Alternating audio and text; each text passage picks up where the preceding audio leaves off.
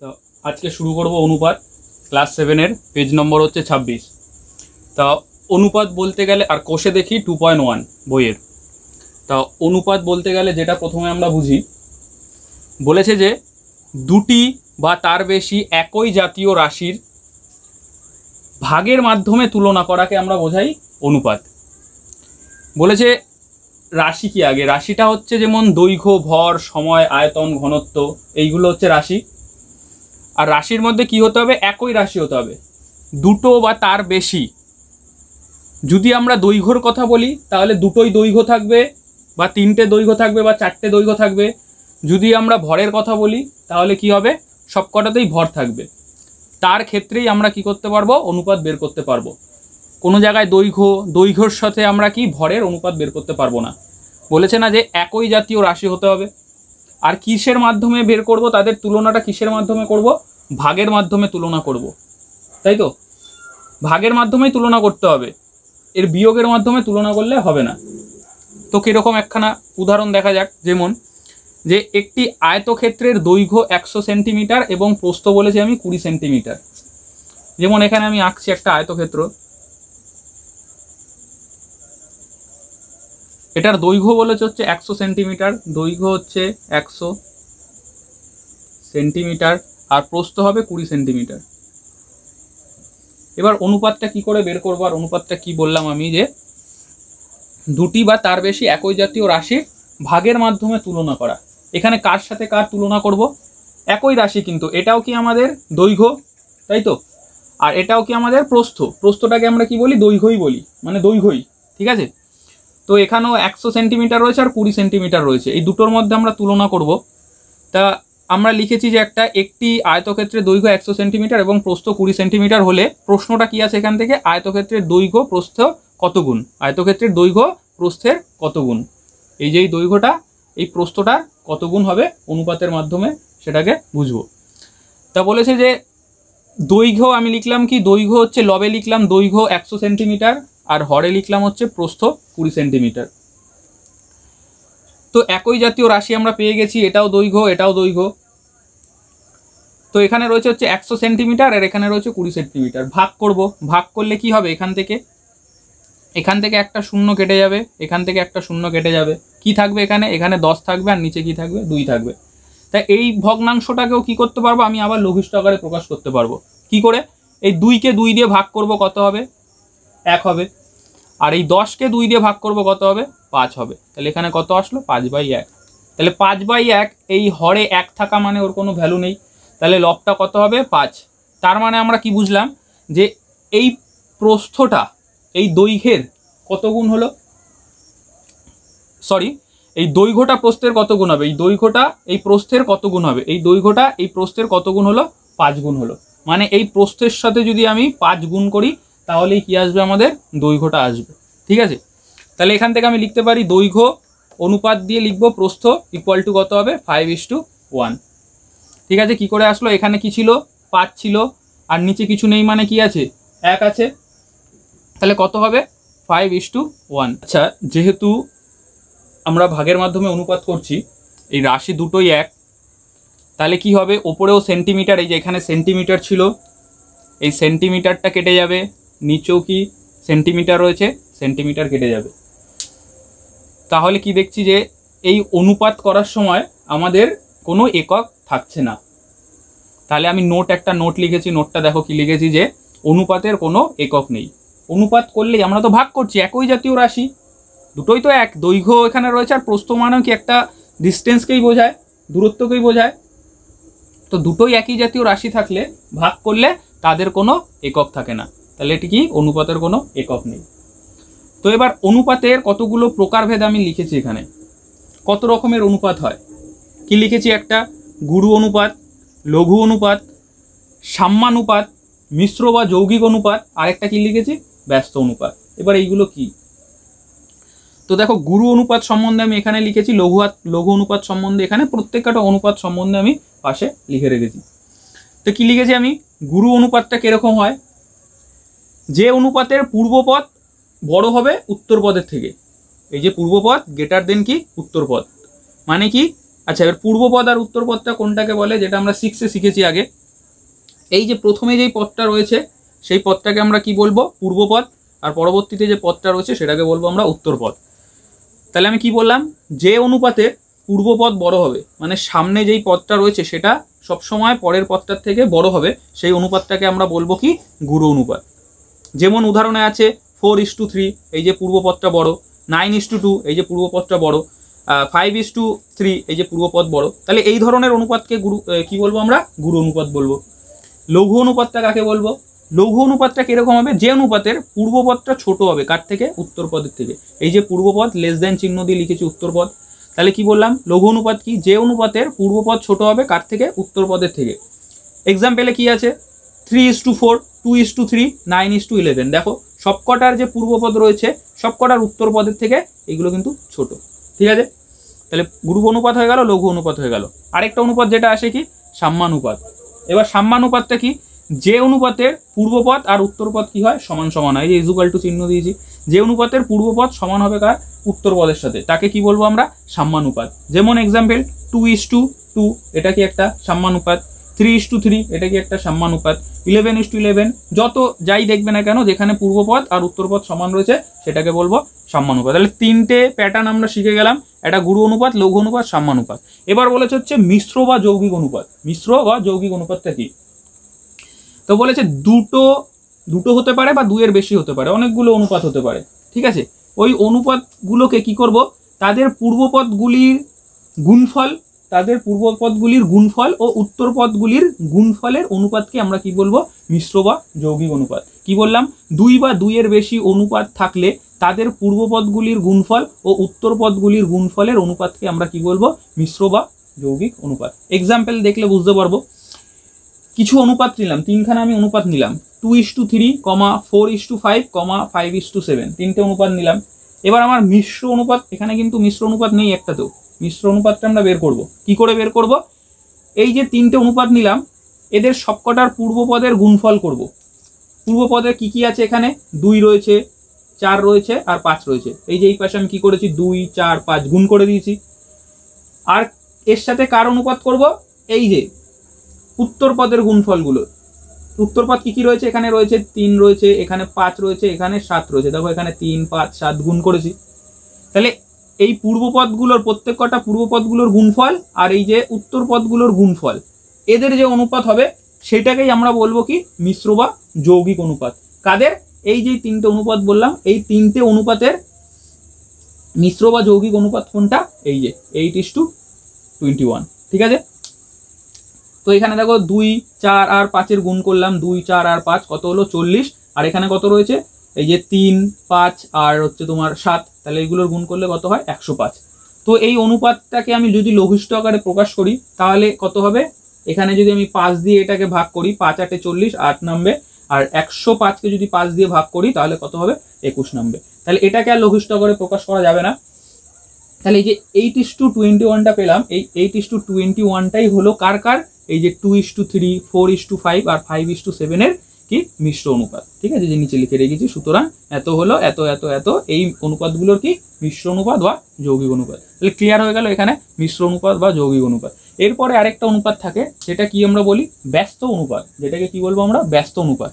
তাহলে ব্যস্ত অনুপাতটা কিরকম হবে, কোনো অনুপাতের পূর্বপদ, কোনো একটা অনুপাত রয়েছে তার পূর্বপদ ও উত্তরপদ পরস্পর স্থান বিনিময় করলে তারা কি করবে, পরস্পর স্থান বিনিময় করবে, ঠিক আছে। কিরকম ভাবে স্থান বিনিময় করবে, ধরো একটা অনুপাত বললাম আমি 4:5, ঠিক আছে। এই অনুপাতটা স্থান বিনিময় করবে, এই যে পদগুলো স্থান বিনিময় করবে। এটা তো পূর্বপদ ছিল আর এটা কি ছিল, তোমার উত্তরপদ।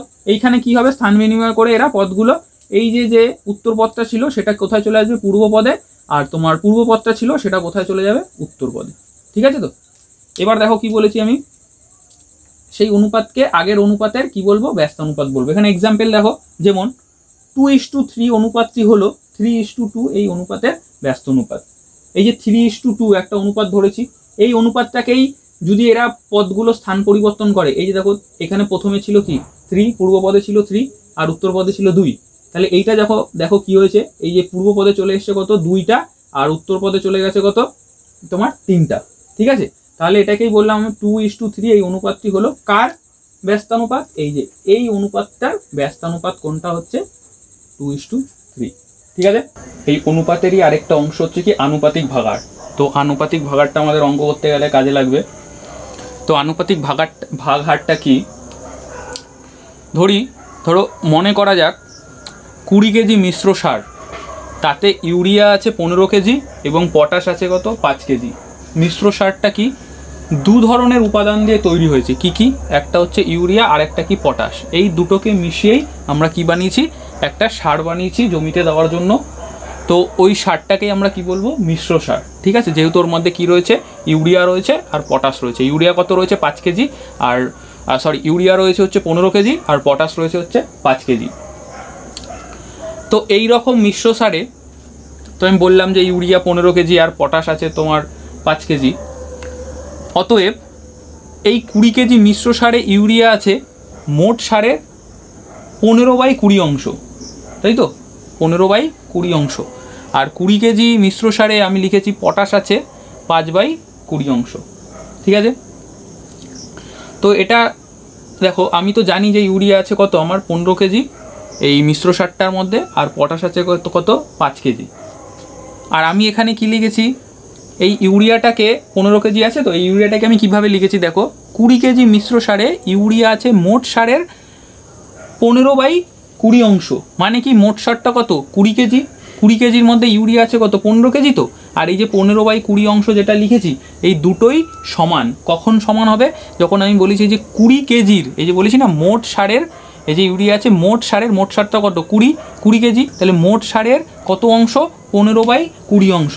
এই 15/20 অংশ, এই মোট সার কত 20 কেজি, 20 কেজির 15/20 অংশ, ইউরিয়ার পরিমাণ কত 15/20 অংশ। ঠিক আছে, এই দুটোকে যখন আমি গুণ করব, তখন এইটা আর এইটা কোনাকুনি কেটে যাবে, তাহলে কত পড়ে থাকবে 15। এই অংশটা থাকবে না, কেজির সাথে অংশ গুণ করলে এটা কি হয়ে যায়, কেজি হয়ে যায়। দেখো ইউরিয়ার পরিমাণটা কত, সেই 15 কেজিই আসলো। তার মানে কি, এই যে এই লেখাটা লিখেছি আমি, এই লেখাটা কি, এই যে এই 15 কেজির সাথে কি ইকুয়াল, সমান, তাই তো। তাহলে আমি কি করলাম, এই যে এই 15 কেজি ইউরিয়া সারটাকেই আমি কিভাবে লিখলাম, এই ভগ্নাংশ আকারে লিখলাম। কীরকমভাবে, যে 20 কেজির মধ্যে ইউরিয়া আছে কত 15 কেজি, মোট সার 20 কেজি, তো 20 কেজির মধ্যে ইউরিয়া আছে কত 15 কেজি। ঠিক আছে, তা সেটাকে আমরা লিখলাম কি 20/15 অংশ, 20/15 অংশ। আর একটা কি বলছি, 20 কেজি মিশ্র সারে পটাশ আছে, পটাশ কত আছে 5 কেজি। তো তাহলে পটাশটা কিরমভাবে লিখেছি আমি দেখো 5/20 অংশ। মানে কি, এই 20 কেজির 5 অংশ, মানে 20 যদি তোমার মোট সারটা যদি 20 কেজি হয়, সেই 20 কেজির 5 ভাগ, এই 20 ভাগের 5 ভাগ রয়েছে কত তোমার এই পটাশ সারটা। ঠিক আছে, তাই এটাকেও যদি আমি এরকমভাবে লিখি, এই এটা মানেও সেই দেখবে 15 কেজি আসছে, তোমার এই 5 কেজি আসছে কিভাবে, এই যে কত কেজির মোট সার কত 20 কেজি,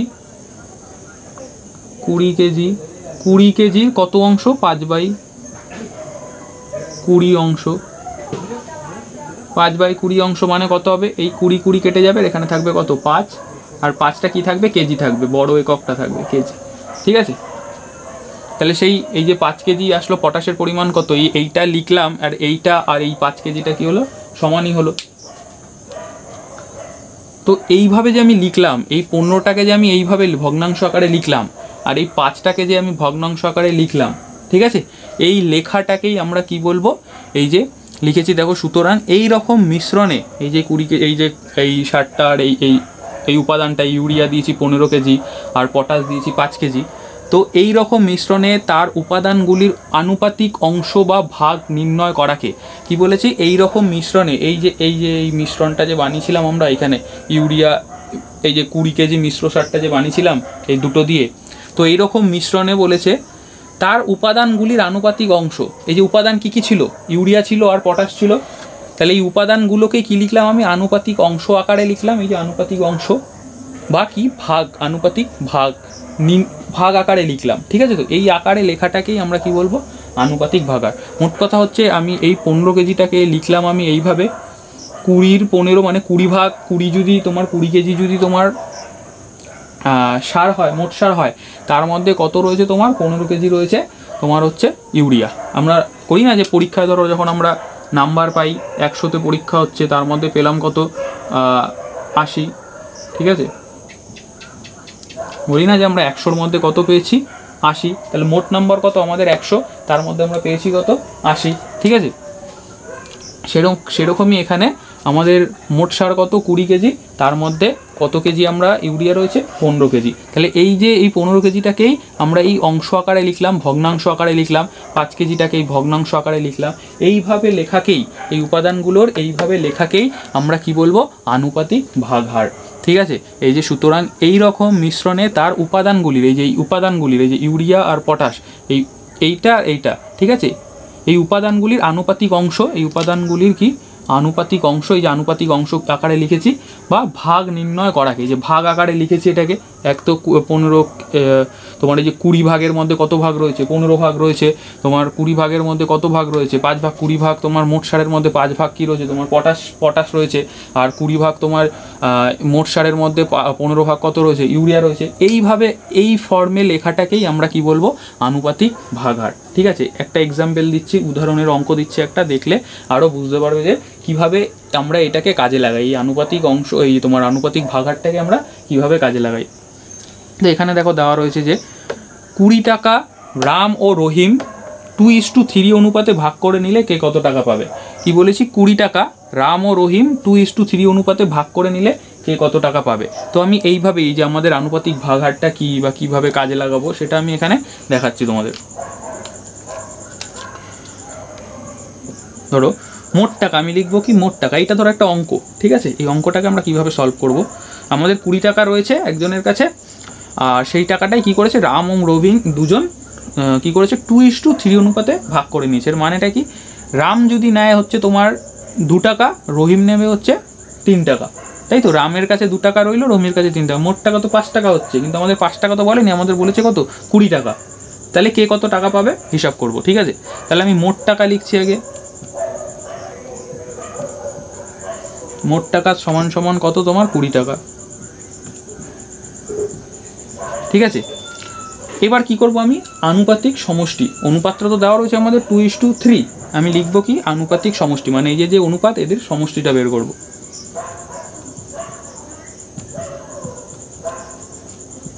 আনুপাতিক সমষ্টি, আনুপাতিক সমষ্টি কত তোমার, এই যে 2 আর এই যে 3, এই অনুপাত দুটোর যোগফল কত হলো 5, আনুপাতিক সমষ্টি কত বেরোলো 5, ঠিক আছে। এবার আমি কি বলবো যে তোমার রাম নিয়েছে ধরো 2 টাকা আর রহিম নিয়েছে 3 টাকা, তো এটাকে আমি কি লিখবো, এবার আনুপাতিক ভাগারটা এবার আমাদের কাজে লাগাবো।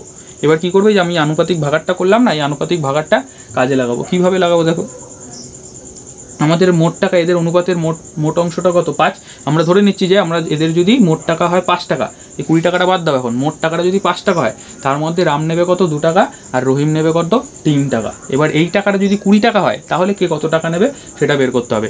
এইখানে এই ধরনের অঙ্কের ক্ষেত্রে আমাদের কি এই আনুপাতিক ভাগহারটা কাজে লাগে, ঠিক আছে। তাহলে আমি প্রথমে এখানে বের করব কি, এই যে রামের আনুপাতিক ভাগার, তারপরে বের করব কি রহিমের আনুপাতিক ভাগার। তাহলে আমি লিখছি, ধরো রাম এর আনুপাতিক ভাগার,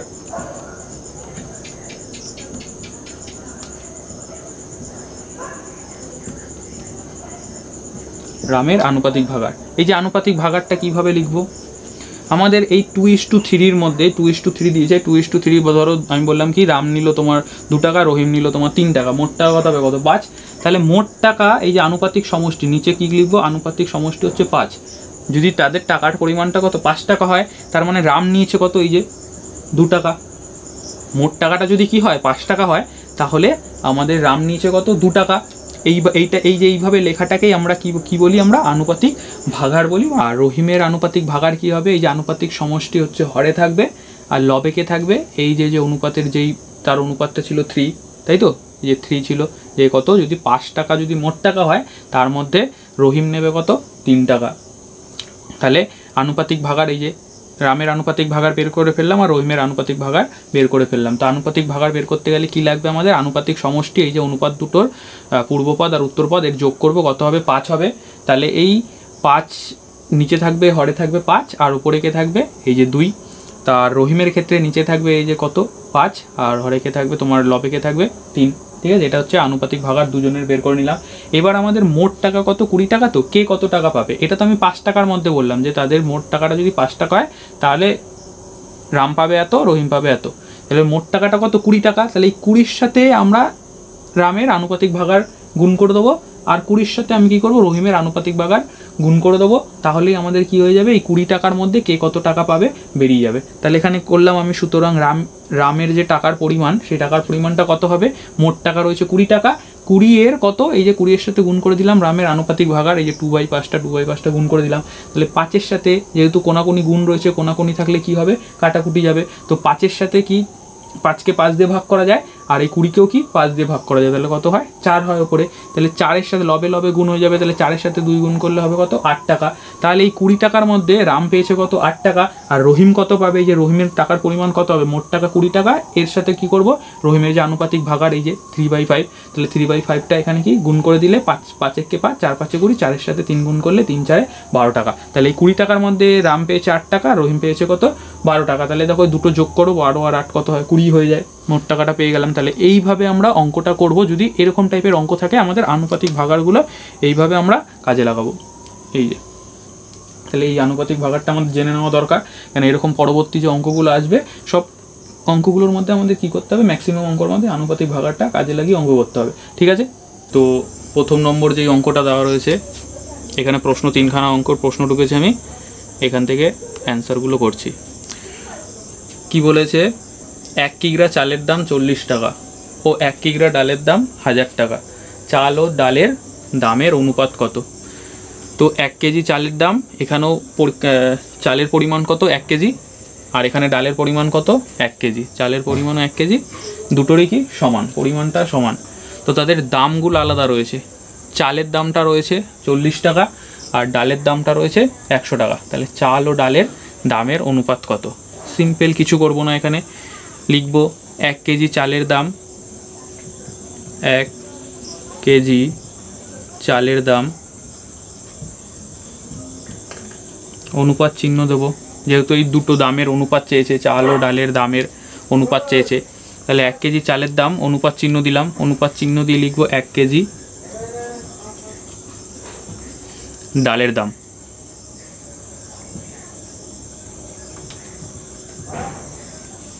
সমান সমান। তাহলে 1 কেজি চালের দামের অনুপাত আর 1 কেজি ডালের দামের অনুপাতটা কত? তো এদের অনুপাত বলে দেওয়া রয়েছে 40, এদের টাকাটা হচ্ছে 40 টাকা। এই 1 কেজি চালের দাম 40 টাকা আর 1 কেজি ডালের দাম কত বলেছে, 100 টাকা। অনুপাত দিয়ে লিখব 100।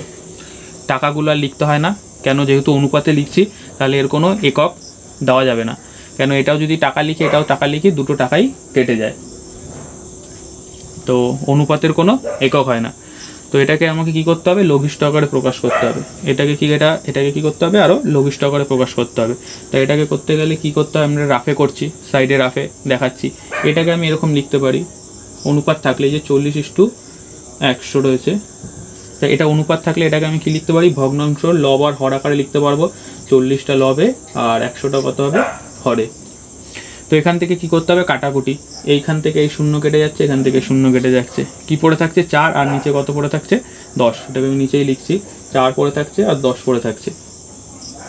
তো এই অনুপাতটাকে, এই 4 আর 10, এটাকে কি করবো, এটাকেও ছোট করা যাবে, আরও লঘিষ্ঠ আকারে করা যাবে।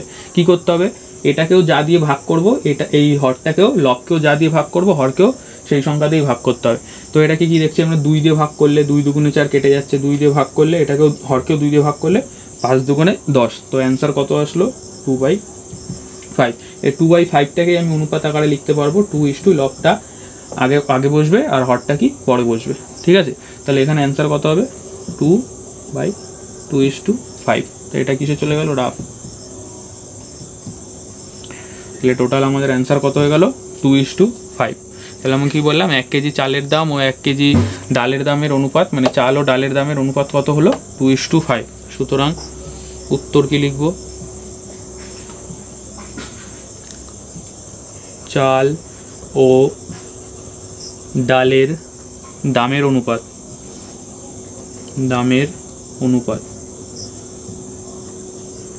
কত হবে, 2:5। ঠিক আছে, 1 নম্বর অঙ্কটা হয়ে গেল। এবার দ্বিতীয় নম্বর অঙ্কটা,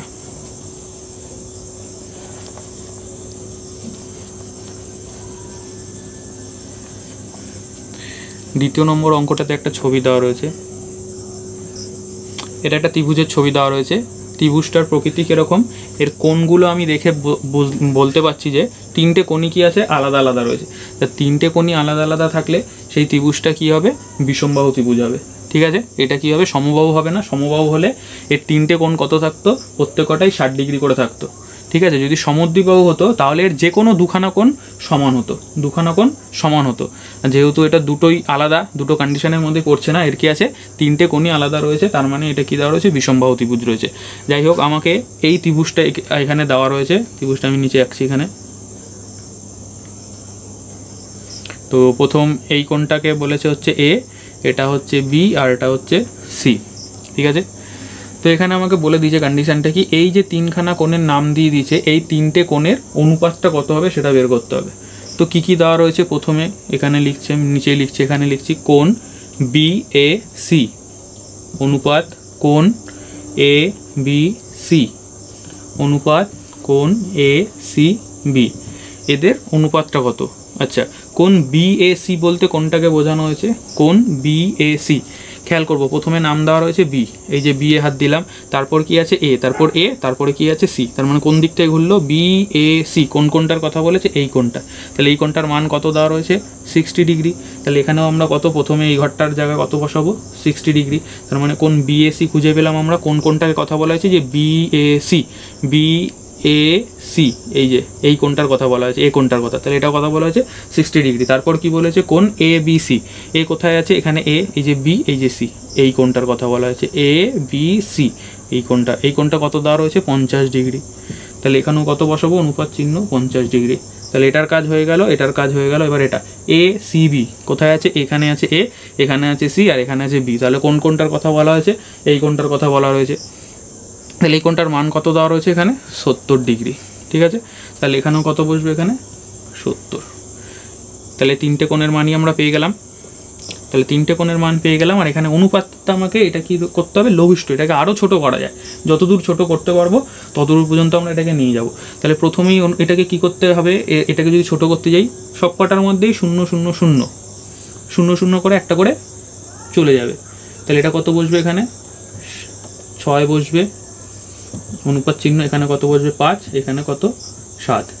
ঠিক আছে, তো 0 0 0 এইভাবে কাটা যায় না এগুলোকে, এখানে কাটা দাগ চিহ্নটা দিতে নেই অনুপাতের সময়। এটা কি ভাববে তুমি, যে এই 60গুলোকে 60কে ইস্টু 50 ইস্টু 70, এই অনুপাতটাকে যদি আমরা, এটাকেও যদি আমরা 10 দিয়ে ভাগ করি, এটাকেও যদি 10 দিয়ে ভাগ করি, এটাকেও যদি 10 দিয়ে ভাগ করি, এর আকারটা লঘিষ্ঠ আকারে যাবে, কিন্তু এদের মানের কোনো পরিবর্তন হবে না। যেই রেজাল্টটা পাবো, এই 0 কেটে যাবে, এই 0 কেটে যাবে, এই 0 কেটে যাবে 10 দিয়ে ভাগ করলে। তাহলে অ্যান্সার কত হবো, 6 ইস্টু 5 ইস্টু, এই যে 40 60 50 আর 70, এটা কি ছিল, একটু গরিষ্ঠ আকার ছিল। ওই গরিষ্ঠ আকারটাকেই আমরা লঘিষ্ঠ আকারে প্রকাশ করলে অনুপাতটা কীরকম আসে, এরকম আসে।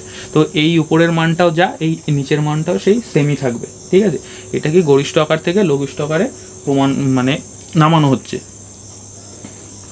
তো এখানে কত হবে, তাহলে এখান থেকে 0 কেটে যাবে, এই 0 কেটে যাবে, এই 0, তাহলে 6 আসছে, 5 আসছে, আর 7 আসছে। তাই এইগুলোকে আর কি কমানো যায় না, মানে এই প্রত্যেক, যে এটাকেও যদি আমি 10 দিয়ে ভাগ করি, এটাকেও 10 দিয়ে ভাগ করতে হবে, এটাকেও 10 দিয়েই ভাগ করতে হবে। যে এর মধ্যে দুখানা ভাগ করলাম 10 দিয়ে, অন্যটা করলাম না, এরকম করলে হবে না।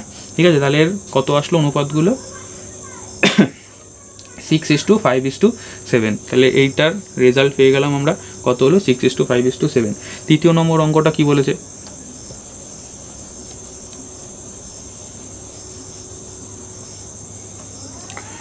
তিন নম্বর অঙ্কটা কি বলেছে, যে একটি পেন্সিলের দাম বলেছে 3 টাকা ও একটি লজেন্সের দাম বলেছে 50 পয়সা। খেয়াল করবে, এখানে বলেছে 3 টাকা, এই 3-এর পরে কি রয়েছে, টাকা রয়েছে, আর এখানে 50-এর পরে কি রয়েছে, 50 পয়সা রয়েছে। ঠিক আছে, তো বলেছে এখানেও একটি পেন্সিলের দাম বলেছে, আর এখানেও একটি লজেন্সের দাম বলেছে। দুটো লজেন্স, একটা পেন্সিল একটা লজেন্সের নাম দেওয়া রয়েছে।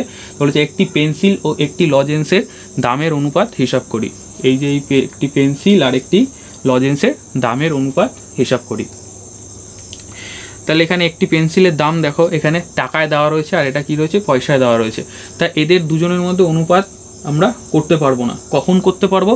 যখন কি করবো এই টাকাটাকে আর এই যে পয়সাটাকে দুটোর এককগুলোকেই একরকম আনতে হবে, মানে এই টাকাটাকেও আমি পয়সায় নিয়ে যেতে হবে, তাহলেও এইখানে পয়সা রয়েছে অনুপাত করতে পারবো। আর না হলে কি করতে হবে এই পয়সাটাকে টাকায় নিয়ে আসতে হবে, তাহলে এটাও টাকা এটাও টাকা, তখন আমরা এর অনুপাত করতে পারবো। ঠিক আছে, তো আমি লিখছি আগে যে একটি পেন্সিলের দাম, একটি পেন্সিলের দাম, একটি পেন্সিল ও একটি লজেন্সের দামের অনুপাত। একটি পেন্সিলের দাম অনুপাত চিহ্ন দিলাম, আর একটি কি হবে লজেন্সের দাম, লজেন্সের দাম। এই দুজনের দামের অনুপাত কত বলা রয়েছে? 3 টাকা। আর অনুপাত চিহ্ন দিয়ে লিখবো কোথায়? এখানে 3 টাকা, আর একটা কোথায় রয়েছে একটি এই যে 50 পয়সা, এটার দাম কত বলা রয়েছে? 50 পয়সা। কি বললাম যে একটি পেন্সিলের দাম কত বলা রয়েছে? 3 টাকা, আর একটি লজেন্সের দাম কত বলা রয়েছে? 50 পয়সা।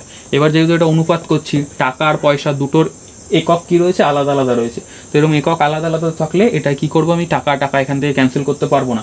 তো এটাকে আমি আগেই বললাম কি করব, এই 3 টাকাটাকে কি করব আমি পয়সায় নিয়ে যাব। তাহলে আমরা জানি, এটা রাফে করছি আমি দেখাচ্ছি, যে আমরা জানি যে 1 টাকা ইকুয়াল টু হয় কত? 100 পয়সা,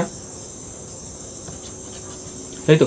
তাহলে 3 টাকা ইকুয়াল টু কত হবে? তাহলে 3 টাকা ইকুয়াল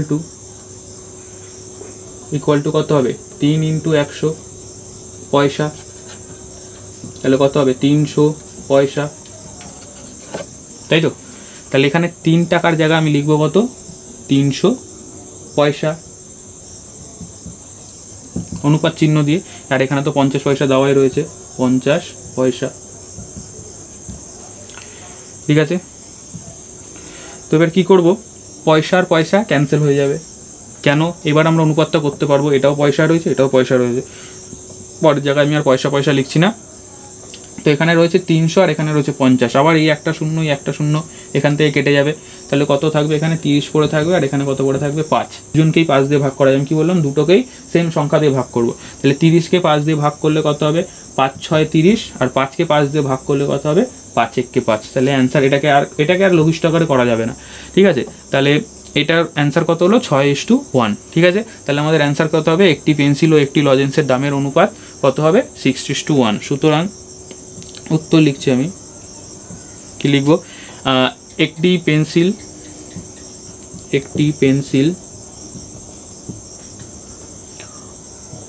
ও একটি লজেন্সের দামের অনুপাত, লজেন্সের দামের অনুপাত কত হলো? 6:1। ঠিক আছে, এটাই। 4 নম্বর অঙ্কটা বলে যে একটি আধুলি, একটি 1 টাকা ও একটি 2 টাকার মূল্যের অনুপাত কত? তো সবার আগে জানতে হবে যে আধুলি মানে কত। ঠিক আছে, আধুলি মানে হচ্ছে 50 পয়সা, আর 1 টাকা মানে কত জানি আমরা? 100 পয়সা। আর একটি 2 টাকার মুদ্রা মানে একটি 2 টাকা মানে কত জানি আমরা? 200 পয়সা, তাই তো? তাহলে এদের অনুপাতটা কত হবে? তো আমি লিখছি 4 নম্বরের আমার অ্যান্সারটা। তো 4 নম্বরের অ্যান্সারটা লিখছে যে আধুলি, একটি আধুলি অনুপাত চিহ্ন দেবো বলেছে না, এই 3টে টাকার তোমাদের 3টে মুদ্রা রয়েছে, এই মুদ্রার মূল্যের অনুপাতটা কত হবে? মানে এই তিনটে যে পরিমাপগুলো দেওয়া রয়েছে, যে কত আধুলি দেওয়া রয়েছে, 1 টাকা দেওয়া রয়েছে, একটি 2 টাকার মুদ্রা দেওয়া রয়েছে, এদের অনুপাত কত? তাহলে এদের অনুপাত করছে একটি আধুলি, অনুপাত চিহ্ন দিলাম, এই যে অনুপাতের চিহ্ন দিয়ে লিখবো কি? একটি 1 টাকা, একটি 1 টাকা অনুপাত চিহ্ন দিলাম, আরেকটা কি বলেছে? একটি 2 টাকা, একটি 2 টাকা। এদের অনুপাতটা কত হবে? তো দেখো এখানে দেওয়া রয়েছে একটি আধুলি দেওয়া রয়েছে, আধুলি মানে কত বললাম আমি? 50 পয়সা। তাহলে এখানে আধুলির জায়গায় কত লিখবো? 50 পয়সা। ঠিক আছে, এবার যেহেতু এখানে পয়সা রয়েছে আর এখানে বলেছে টাকা, তাহলে টাকা এখানে আমি লিখবো না, কেন টাকা আর পয়সার অনুপাত করা যাবে না, আমাদের টাকাগুলোকেও কিসে নিতে হবে, পয়সায় নিয়ে নিতে হবে। ঠিক আছে, তাহলে এখানে 1 টাকা মানে আমি কত লিখবো, 100 পয়সা, অনুপাত চিহ্ন দেবো। আবার এখানে বলেছেন একটি 2 টাকা, তাহলে 2 টাকা মানে কত, 1 টাকা মানে যদি 100 পয়সা হয় তাহলে 2 টাকা মানে কত, 200 পয়সা। তাহলে 1 টাকা মানে যদি 100 পয়সা হয় তাহলে 2 টাকা মানে কত হবে, 100 ইন্টু 2 কত, 200 পয়সা, তাই তো। 1 টাকা মানে যদি 100 পয়সা হয় তাহলে 2 টাকা মানে নিশ্চয়ই 200 পয়সা, ঐকিক নিয়ম করলাম। তাহলে এখানে কত লিখবো, 2 টাকা মানে হচ্ছে তোমার লিখবো হচ্ছে 200 পয়সা। ঠিক আছে, তাহলে দেখো এখানে প্রথমে তো পয়সা পয়সা পয়সা তিনটেই এক জাতীয় রাশি রয়েছে, তাহলে এদের কি হয়ে যাবে, তোমার পয়সা পয়সাগুলো ক্যান্সেল হয়ে যাবে। ঠিক আছে, এখান থেকে পয়সা পয়সা পয়সা ক্যান্সেল হয়ে যাবে। তাহলে কি কি পড়ে থাকলো, ধরো তোমার এখানে পয়সা পয়সা ক্যান্সেল হয়ে গেল, আর এখান থেকে দেখো এই একটা শূন্য, এই একটা শূন্য, আর এই পাশ থেকে এই একটা শূন্য, এইগুলোও কি ক্যান্সেল হয়ে যাবে। যেহেতু অনুপাতে রয়েছে, অনুপাত থাকলে আমরা কি করতে পারি, মানে এখানে কাটাকুটি করতে পারি, মানে এটা এখানে যেটা ধরো একে আমি 10 দিয়ে ভাগ করলাম, একে 10 দিয়ে ভাগ করলাম, একে 10 দিয়ে ভাগ করলাম, তিনটেকে যদি আমি ভাগ করি তাহলে সমান সংখ্যা দিয়ে ভাগ করব, তিনটেকে যদি গুণ করি সমান সংখ্যা দিয়ে গুণ করব। যেহেতু এখানে আমাদের গুণ করার কোনো দরকার নেই, আমরা এটা কি করব, লঘিষ্ঠ আকারে প্রকাশ করব, তাহলে কি করতে হবে, ভাগ করতে হবে। তাহলে এটাকে ভাগ করতে গেলে কত দিয়ে, তোমার 10 দিয়ে ভাগ করো, মানে কি এটা তোমার এখান থেকে শূন্য, এই যে শূন্যতে এইভাবে তো কেটে দেওয়া যায় না, মানে তুমি ভেবে নাও যে শূন্যটা ক্যান্সেল হয়ে গেলে এখান থেকে শূন্য, এখানে শূন্য, কাটা চিহ্ন দেওয়া যাবে না। ঠিক আছে, অনুপাতের সময়।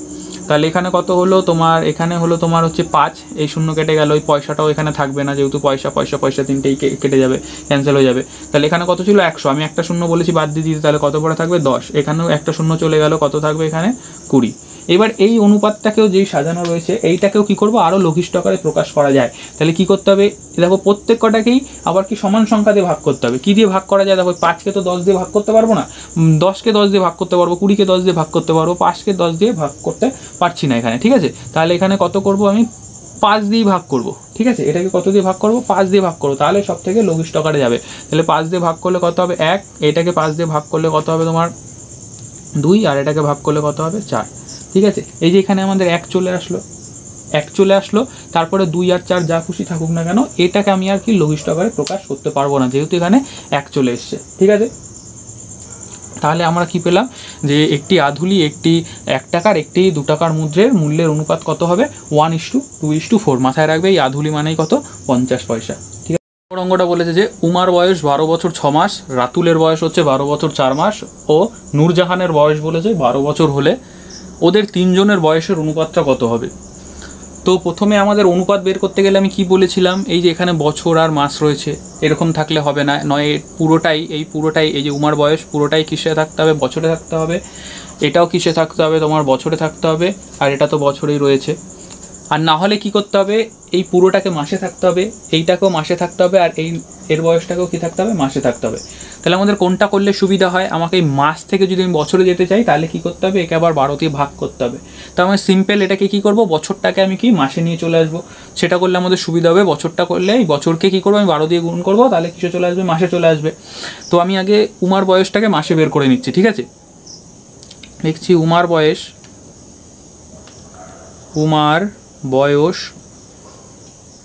তোমার হচ্ছে 12 সমান 12 বছর 6 মাস, তাই তো।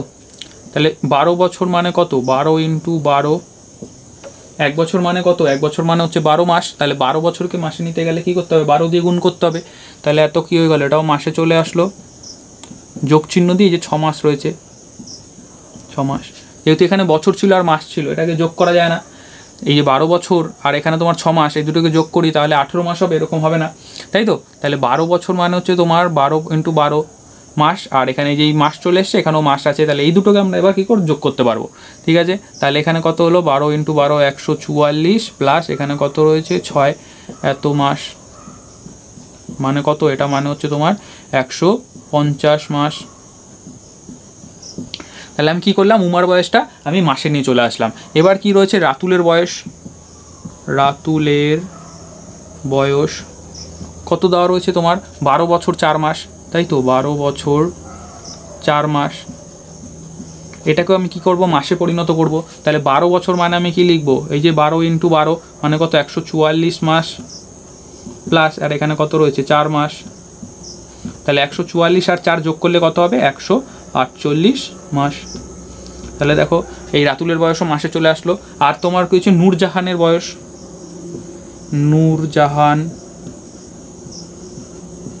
জাহানের বয়স কত হবে তোমার, দেওয়া রয়েছে 12 বছর। 12 বছরকে মাসে নিতে গেলে কি করব, 12 × 12 কিসে চলে আসবে, মাসে চলে আসবে। তাহলে কত হলো 144 মাস। তাহলে মাসে পরিণত করলাম, এটাকেও মাসে আর এটাকেও মাসে পরিণত করলাম। সুতরাং আমাদের এবার আমরা কি করতে পারবো, অনুপাত করতে পারবো, যেহেতু সবকটাই মাস, এটাও মাস এটাও মাসে চলে এসে পড়েছে। তাহলে কি বলেছে, ওদের 3 জনের বয়সের অনুপাত কত। সুতরাং ওদের 3 জনের বয়সের অনুপাত